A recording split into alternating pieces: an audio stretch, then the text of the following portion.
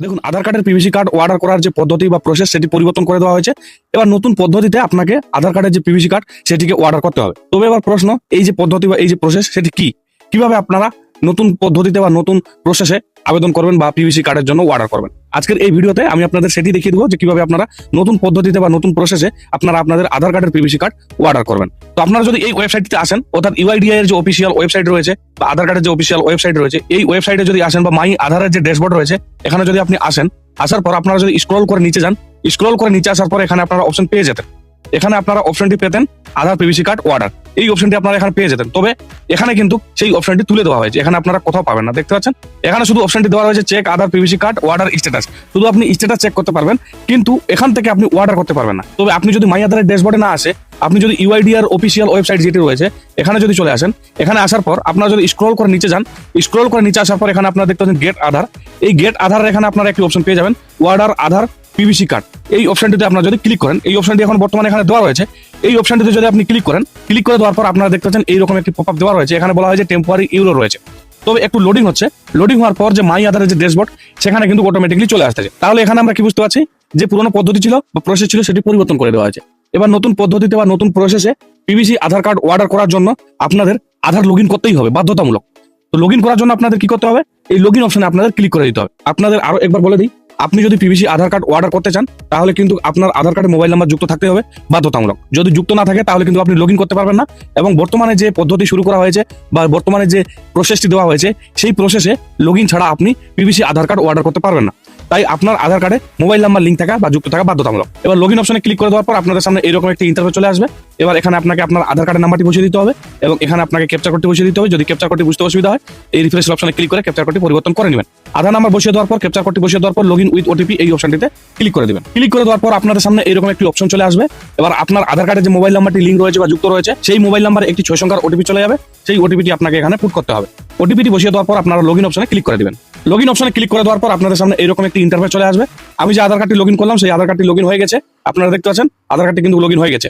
এবার আপনার আধার কার্ডটি লগ ইন করে নেওয়ার পর আপনারা এই 3 নম্বরে একটি অপশন পেয়ে যাবেন অর্ডার আধার পিভিসি। এখানে আপনারা দেখতে পাচ্ছেন 3 নম্বর অপশনটি পেয়ে যাবেন, এই অপশনটিতে আপনাদের ক্লিক করতে হবে। ক্লিক করে দেওয়ার পর আপনাদের সামনে এরকম একটি ইন্টারফেস চলে আসবে। এরপর আপনারা একটু স্ক্রল করে নিচে চলে যাবেন। স্ক্রল করে নিচে চলে আসার পর এখানে আপনি আপনার নাম পেয়ে যাবেন, আপনার ফটো দেখতে পারবেন, অর্থাৎ আপনার আধার কার্ডে যে সমস্ত ডিটেলস রয়েছে সেই সমস্ত ডিটেলস আপনি এখানে দেখতে পারবেন বা এখানে শো করবে। যেমন আপনার ডেট অফ বার্থ, আপনার আধার কার্ডে আপনার বাবার নাম, আপনার অ্যাড্রেস, সমস্ত কিছু কিন্তু এখানে দেওয়া থাকবে। এরপর এখানে একটি মজার বিষয় রয়েছে, এখানে কিন্তু আপনি দুইটি অপশন দেখতে পাচ্ছেন, সেলফ এবং আদার্স। এখানে আপনি যদি আপনার পিভিসি আধার কার্ড অর্ডার করতে চান তাহলে আপনি এই সেলফ অপশনে ক্লিক করে রাখবেন। তবে আপনি যদি আপনার পরিবারের বা অন্য কারো পিভিসি আধার কার্ড অর্ডার করতে চান তাহলে এই অপশনটি আপনারা দেখতে পাচ্ছেন আদার্স, এখানে আপনারা ক্লিক করে দেবেন বা সিলেক্ট করে নেবেন। সিলেক্ট করে নেওয়ার পর এবার আপনারা যদি একটু স্ক্রল করে নিচে যান, স্ক্রল করে নিচে আসার পর এখানে আপনারা দেখতে পাচ্ছেন আধার নাম্বার এবং এখানে আপনারা দেখতে পাচ্ছেন মোবাইল নাম্বার। এখানে যার পিভিসি আধার কার্ড অর্ডার করতে চাইছেন তার আধার কার্ডের নাম্বারটি বসাতে হবে এবং এখানে আপনাকে মোবাইল নাম্বার বসাতে হবে। মোবাইল নাম্বারটি বসিয়ে দেওয়ার পর সেন্ড ওটিপিতে ক্লিক করে ওটিপি সাবমিট করতে হবে। তবে এই যে অপশনটি ছিল এটি আগে আধার লগ ইন না করেও অর্ডার করা যেত বা আধার কার্ডে মোবাইল নাম্বার লিঙ্ক না থাকলেও করা যেত। তবে বর্তমানে এটি পরিবর্তন করে দেওয়া হয়েছে বা চেঞ্জ করে দেওয়া হয়েছে। এবং কি এর আগে যে নিয়মটি ছিল বা এর আগে যে প্রসেস ছিল সেই প্রসেসে আমরা এনরোলমেন্ট নাম্বার দিয়ে আধারের পিভিসি আধার কার্ড অর্ডার করতে পারতাম। এবার সেটিকে পরিবর্তন করে দেওয়া হয়েছে। এবার শুধুমাত্র আপনারা আধার কার্ড নাম্বার দিয়ে পিভিসি আধার কার্ড অর্ডার করতে পারবেন, এনরোলমেন্ট নাম্বার দিয়ে কোনো আধার কার্ড অর্ডার করা যাবে না। তো আমি যেহেতু আমার পিভিসি আধার কার্ড অর্ডার করবো সেই ক্ষেত্রে সেলফের এখানে সিলেক্ট করে রাখবো। সিলেক্ট করে নেওয়ার পর আপনারা চাইলে স্ক্রল করে নিচে দেখে নিতে পারবেন আপনার সমস্ত ডিটেলস। এরপর আপনারা এই নেক্সট অপশনে ক্লিক করে দিবেন। নেক্সট অপশনে ক্লিক করে দেওয়ার পর আপনাদের সামনে এরকম একটি ইন্টারফেস চলে আসবে। এখানে কিছু টার্ম এন্ড কন্ডিশন দেওয়া রয়েছে।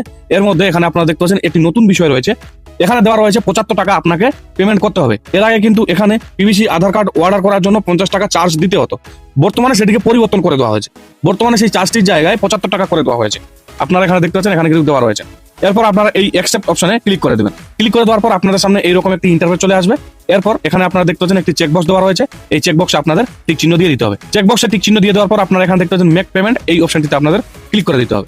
মেক পেমেন্ট অপশনে ক্লিক করে দেওয়ার পর আপনাদের সামনে এইরকম একটি ইন্টারফেস চলে আসবে। এখানে পেমেন্টের অপশন চলে এসেছে। এবার আপনি যদি ইউপিআই এর মাধ্যমে পেমেন্ট করতে চান তাহলে আপনারা ইউপিআই সিলেক্ট করে নেবেন, বা আপনি যদি credit card, debit card, internet banking সমস্ত এখানে আপনারা অপশন পেয়ে যাবেন। আপনাদের সুবিধার্থে আপনি যেটির মাধ্যমে পেমেন্টটি করতে চান সেটি আপনারা সিলেক্ট করে নেবেন।